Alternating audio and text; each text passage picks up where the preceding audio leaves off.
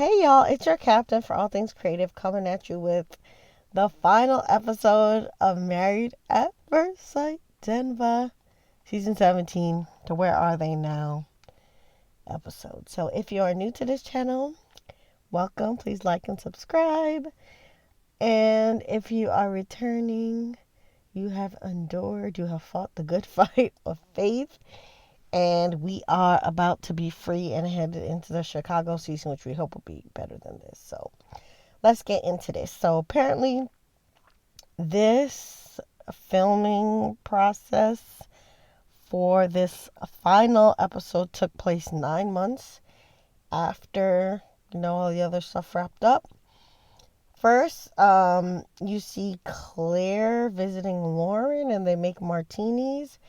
And Claire says she got a new job working with at-risk adolescents, and I'm actually kind of scared for them cheering. Next, Claire and Lauren basically still talk smack about Cameron, and Claire says that the cheating thing that he said was bogus since Cameron was not even living in the apartment at the end of the process. But one, how could he control everybody when he wasn't even there in the apartment for half of the process, like she said? But then also, when he brought up her, cheating and having another boyfriend, he accused her of doing that at the second day of their honeymoon, admitting that she had a boyfriend. So I don't know who to believe. All of them is liars. So Claire said that her new man finally claimed her. So they're officially boyfriend and girlfriend, but it's distant since he lives in Seattle.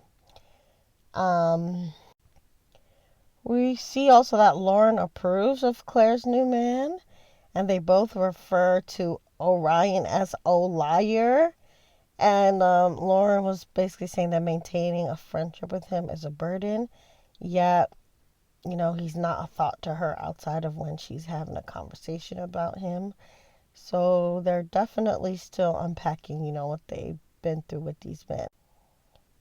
And the next person you see is Michael. He has a solo scene where he gets an angel tattoo, since apparently he lost his dad and his uncle suddenly. So my condolences to him. And some people in some cultures do use, tattooing as a way to do therapy.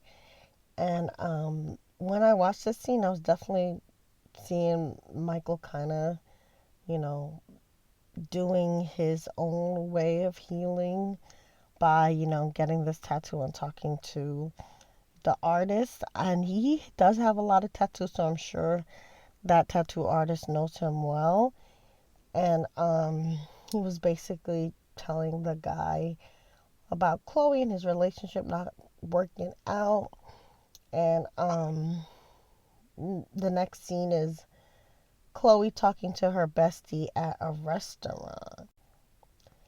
And Chloe kept her foot on the necks of the Pink Lady gang all episode, and I don't know if I was here for it. So basically, she says she had formed friendships with the men since the women did not pull her in to all their, we wear pink and, we do all these rituals and chants together, vibe.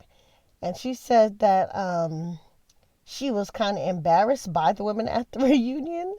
And I'll admit, I kind of had secondhand embarrassment watching them act a fool as well. But then, Chloe gonna spill more tea, so that the ladies made a fake page on Facebook, among other places, I guess, and accused her of stealing their husbands. And then her friend says that he read something about Lauren going after Michael. And then Chloe said that, well, it's the fans that shipped Lauren and Michael together. So she thinks that Lauren got the idea in her head that she might, have done better with Michael from the fans, and then she went and shot her shot with Michael. Chloe then said that even though, Lauren had this harebrained scheme to, holla at Michael, she said that Lauren forgot where Michael's loyalty lies. So when I was hearing all this, it just felt a little bit like, Chloe does have some, strained relationships with the women for sure. And I was wondering if she was choosing to opt out of, the whole pink gang, or if she was being ostracized. And according to her, she's the one being ostracized. And I kind of want to, see the other women's side of the story. But at the end of the day, it's clear that she entered the process late, so she didn't get a chance to form the bonds. But if this fake page, was made by one of the other women, that's really horrible, and I feel sorry for Chloe for that. So next you see Orion, Michael, and Austin meet, and Orion cut his hair so he don't have that big old, man bun on top. And Michael also cut his hair, so all the men look like they, tried to have a little glow up. Austin looked the same though. And Orion basically is inviting the guys to some reiki healing session under the moon with chocolate. And all I thought was that the ceremony sounds like a Phaedra Parks production, since Phaedra does reiki now.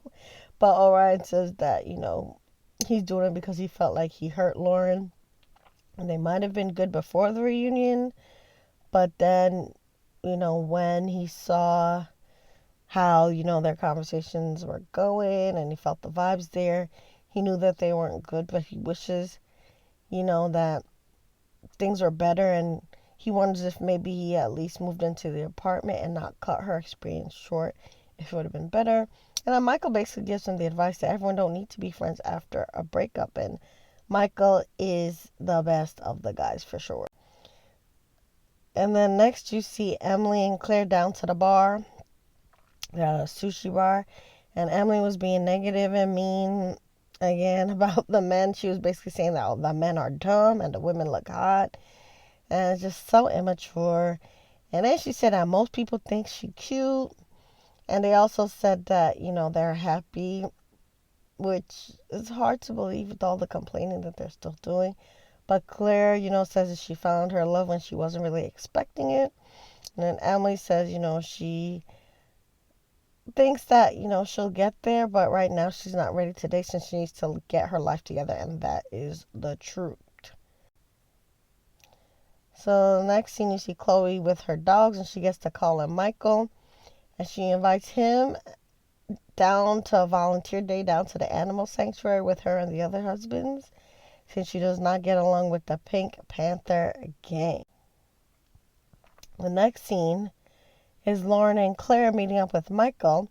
And I was wondering why Claire is there, because she's been in a lot of scenes. And if Lauren was really trying to shoot her shot with Michael, Claire should have left, Lauren alone to do her thing instead of blocking. Like, she was sitting there like an awkward stump on a log third wheel. And I felt like that about her all season. Like, she was just randomly still in the apartment, even after Cameron left. And that's part of the reason why I didn't really believe all her tears about, Cameron forcing her, because she wanted to be around. Even long after Cameron left, she was shooting scenes and acting like, she was going to call him at the wedding and things like that when he wasn't even around. But it's neither here nor there. So Michael shows his tattoo to Lauren and Claire, and then Claire says the ladies want to get matching tattoos. And Michael gifts an earring to Lauren that apparently she had complimented when they saw one another on after party. So I thought that was a little cute exchange that he thought of her. And then Claire makes some comment about them two flirting. And all I thought was, if you see them two flirting, then get out of there. Go leave and let them two have some time. But then Lauren admits that a lot of her friends thought that Michael would be a good match, but no one asked what they wanted. Michael then says in his confessional that he doesn't know what a match between him and Lauren would have looked like, but the phrase he would use to summarize their relationship is game recognized game, which makes me think that he sees that Lauren is on the prowl and he's on his own prowl, so they're seeking the same things but not necessarily with one another. So next you see Becca meeting up with her friend, and she kind of is thanking this girl for being her main support. And Becca is still kind of acting confused about Austin. I mean, Austin made every excuse under the sun to not have relations with her, from his grandma to the cats and then the cameras. But he was running and jumping into the sports player's bed and kissing animals. So I don't understand how Becca is confused, because he was excited about everything other than her. But to her credit, she did also talk about forgiveness, which was good. Next, they show Orion, Michael, and Austin doing that full moon hot chocolate reiki ceremony. And the healer got a sound bowl out also after they drank the hot cocoa. And then she was laying hands on them. And as I was watching them three, I just thought that it is not necessary to do all this. Y'all just need to stop lying. Like, what is this? But I guess what I could see them, you know, facing after, admitting to their lies is just backlash from the fans, and also the negative energy from the women at the reunion and the judgment from the experts. So I think um, there probably were things affecting them, but honestly, if they just stopped lying and living in their truth, they wouldn't even be in this position, and they won't be in this position in the future. So again, it don't really take all this. But Austin, in his confessional, said that if he could turn back time, he would not have, gone and hang out with the producer and lied about it. And then they all say they're going to work on communications and things like that. The next big scene is we see Chloe, her friends, and then Michael, Cameron, Austin, Orion, and Brennan, basically all the husbands. And they're all hugging special needs, baby cows, and animals. And one scene that made me laugh, I don't even know why it tickled me so much, but Chloe was in front of Michael, like hugging on some three-legged cow, and points to Michael and says, this could have belonged to us, but you was playing. And I was just watching Michael's eyes kind of bug out of his glasses for a second, and I knew that she was just showing him what he definitely was not missing. And then Chloe, Brennan, and Cameron stood in a circle, and they got to running down on the women for their behavior at the reunion, and also their alleged online bullying of Chloe. And Cameron said that he also saw how bad, things about Chloe were circulating on the internet. And Brennan said that the women are 30 plus yet acting like mean girls, and they did not tell lies. Basically, Chloe said that the Facebook burner account said that she was stealing the men from the women, so she's just dissing herself from them. And Cameron basically said in a confessional that he had been used to the women and their negativity, but Chloe's new to this, so she's shocked. But everybody else is moving onwards and upwards and away from them. Austin is then shown on a farm talking about the bad comments about himself that he's seen to Chloe's friends and Michael. He said that somebody called him a Ted Bundy without the sex appeal, and that people are speculating that he had erectile dysfunction or that he's a repressed Christian, but he said no, none of that is true. And it does seem like he's just apparently a big liar, because if he's with that lady roommate now for real, then going on the show was a scheme that they all set up for him to be more famous and get more Instagram followers, like Becca said. So Michael and Chloe then talk about their relationship on the farm and how they don't feel like they're divorced, and they have a lot of respect for each other. They also say that they're going to go get coffee together, and Michael's going to drive since Chloe hates driving. And then I remembered, that comment that Chloe made about Lauren not knowing where Michael's loyalty lies when she reached out to him. And it just made me seem like Chloe still has feelings for Michael. She's a little territorial about him. And Michael just might be doing Chloe a disservice by hanging around her too much and giving her, access to him to the point that she might not feel the need to move on. So I'm watching this situation, but it does seem like feelings are still lingering. And they just had a divorce where she said she wanted to stay together, so it's understandable. But the whole, Lauren, Michael, Chloe love triangle makes me actually side eye Chloe the most. And we didn't have to wait long to hear Lauren's side of the whole love triangle story. So she does a confessional saying that her and Chloe can't even be friends no more since Chloe told her that she felt a way about her following Michael. Lauren said that, after Michael had gotten her the earrings and was so nice to her, she followed him on social media. But then Chloe told her that, it was a betrayal. So then Lauren said that she unfollowed Michael and then even asked Michael to unfollow her. But Chloe told her that it was already too late because she already betrayed her by trying to follow Michael. So Lauren says she's not going to get any closer to Michael, and she sees Chloe as kind of a hypocrite since Chloe was friends with Austin.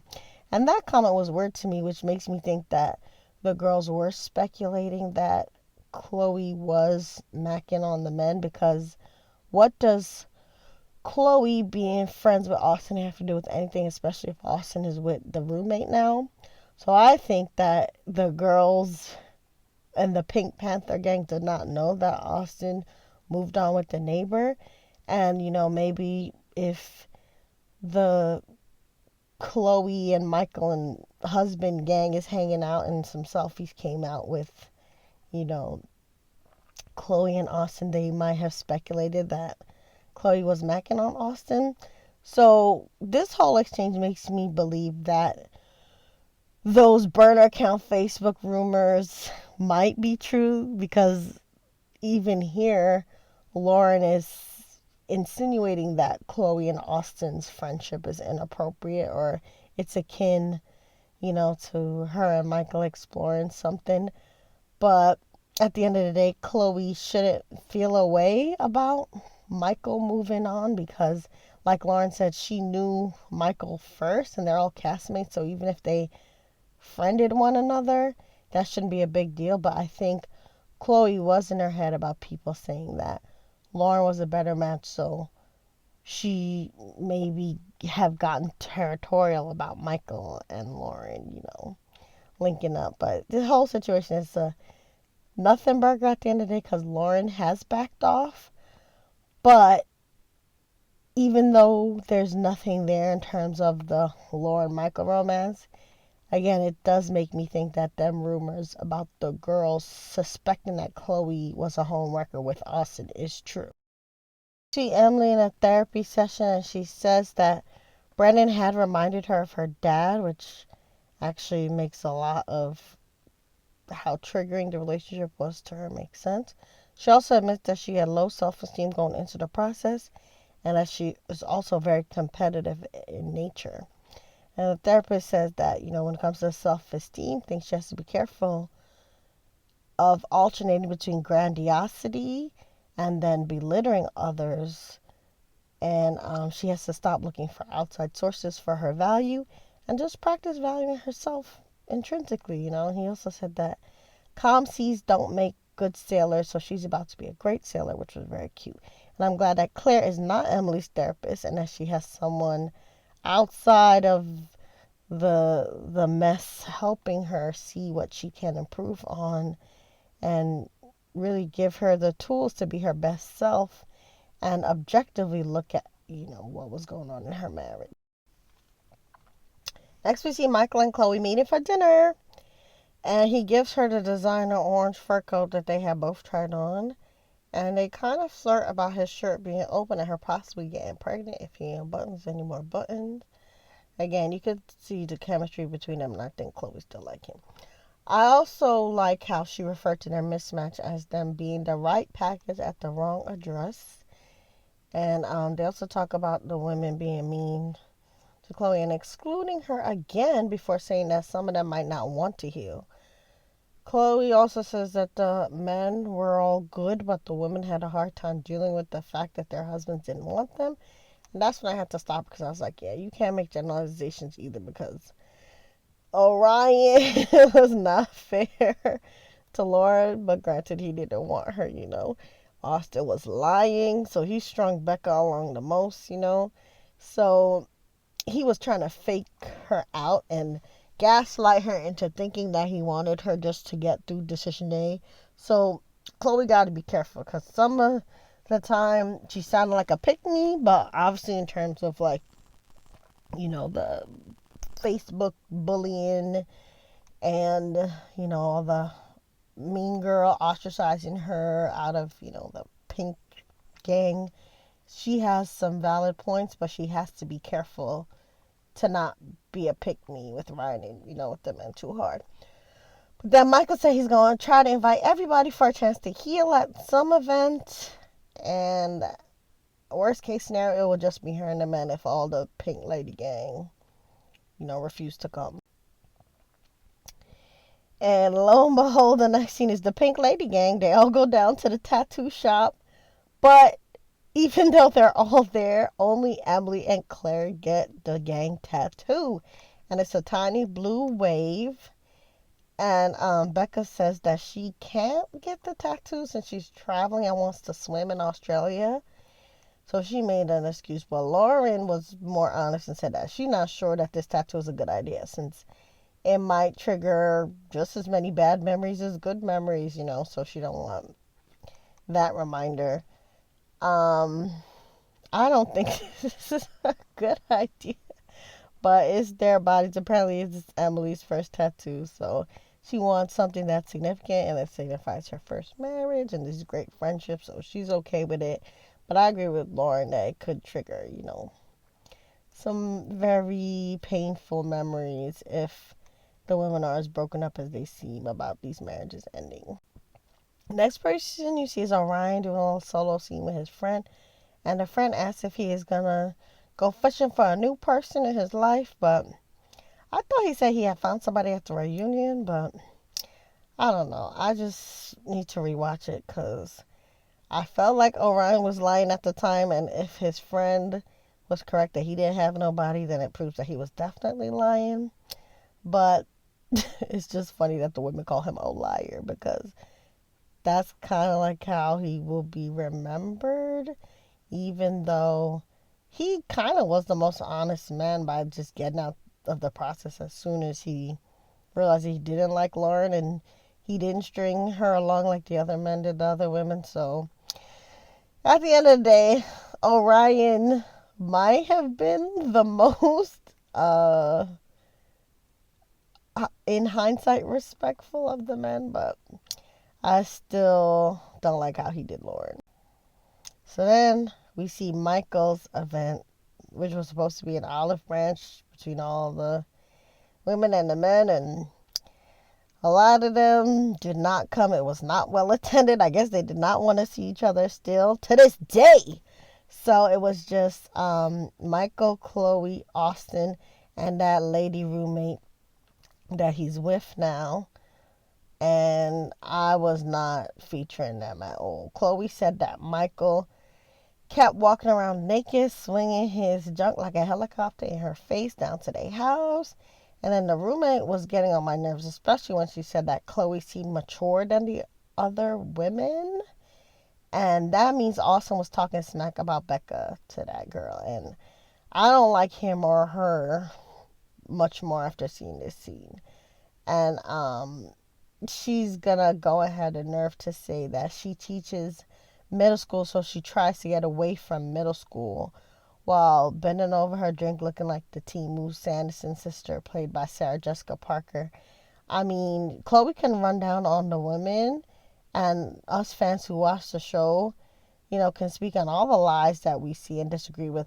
But I don't appreciate that stranger talking down on the women, especially Becca, because again, I felt like Becca had the most righteous cause out of the women because she, one, stayed the longest, and Austin was lying to her, the whole time about being attracted to her, lying about the producer. And Becca was very patient and mature about it till she cracked and she couldn't take it anymore. I don't like how, Becca clicked up with the Pink Lady gang, but she was not making the same immature comments as them. And a lot of times she would break away from them and be like, well, Austin's still a good person. So if Austin was running down on Becca to that girl, to the point that that girl felt comfortable, calling them middle schoolers and saying that, Chloe was more mature than them. That means Austin was running down on Becca to her. And I don't respect either of them for feeling that comfortable after all the shenanigans that Austin pulled. So next we see the Pink Lady gang all meeting up to sit around and eat, but also they're donating their dresses to an organization called Wish Upon a Wedding, which plans a wedding for cancer patients and other terminally ill women who want to live out that one last dream of getting married. They then make wishes or like intentions upon their wedding just before putting them in a box.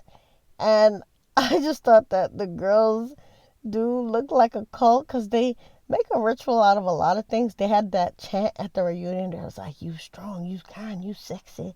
And then they had the tattoos that they was all supposed to get together. And now they can't just, put the dress in a box and talk. They're literally making a whole ritual of it and a show of it. But at the end of the day, Claire was the one that needs to keep her dress out of the box because she said it was itchy. So I hope she wasn't sending bed bugs or fleas with all the dresses. But since we knew Cam had dead spiders in his apartment, I did feel a way about when Claire was talking about her wedding dress was itchy. But then you see Emily talking about how, she doesn't think Brennan will be happy until he apologizes and whatnot to her, which he did try to apologize to her at the reunion, but she wants to keep the beef and the anger going. And then she gonna say that she thinks it's healthy to have hate in her heart. And then Lauren just got to talking over her to try to clean up what she was saying, since Emily, again, was sounding extremely unhealed and a little unhinged still. Claire then calls the other women her sister wives, which again was showing how much the women are clearly latching onto each other and kind of using them to replace the space that they had made in their heart for their husbands before they were disappointed by the men. So at the end of the day, I'm just praying for all of them. I hope they get healing. I don't know them, but scenes like this and a lot of the other scenes make me feel like, they're using each other a lot to, you know, unburden whatever negative feelings that they have. But they need to just move forward and be more positive because especially Emily's fueling a lot of the negativity in the women's circle. So then the episodes end with them circling back to all the non-Pink Lady gang people because I guess the Pink Lady gang gave their closing thoughts when they was putting their dresses in the box. Michael said the process challenged how he views communication. Austin says he now sees why his partner should be a priority in his life. Orion says he wanted a wife and now he wants to move on. Brennan also says he wants to move on and just close this chapter in his life. Cameron says he's a dreamer but he is hurt and wish he stood up for himself more. And I was like, Cameron, stop playing victim too. Because you and Claire were just the biggest ringleaders in this process. But Chloe says she used to love being strong, but now she sees the value in being vulnerable in relationships. Then we see the Chicago preview. So, y'all, we made it. We finally made it through this hot mess of a season. I hope all of them find happiness because they just lied their way through a very messy and draining season for us to watch. So I can't even imagine how draining the season was for all of them. Put how you felt about the season in the comments. And thank you for going through season 17 with me. I'll see you for Chicago. And remember, you're the master of your fate and the captain of your soul. Bye.